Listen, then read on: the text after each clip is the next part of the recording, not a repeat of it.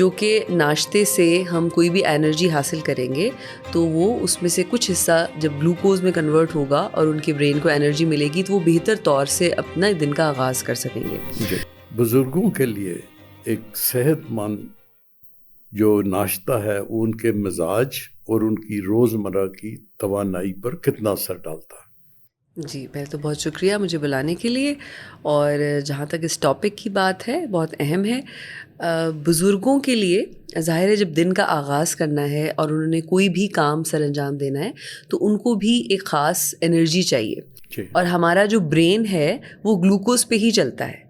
جو کہ ناشتے سے ہم کوئی بھی انرجی حاصل کریں گے تو وہ اس میں سے کچھ حصہ جب گلوکوز میں کنورٹ ہوگا اور ان کے برین کو انرجی ملے گی تو وہ بہتر طور سے اپنا دن کا آغاز کر سکیں گے.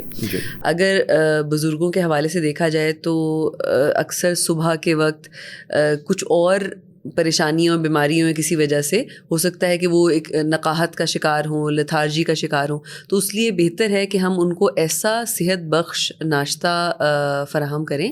کہ جو دن بھر یعنی دوپہر کے کھانے تک آہستہ آہستہ ان کو انرجی متواتر طور پر فراہم کرتا رہے.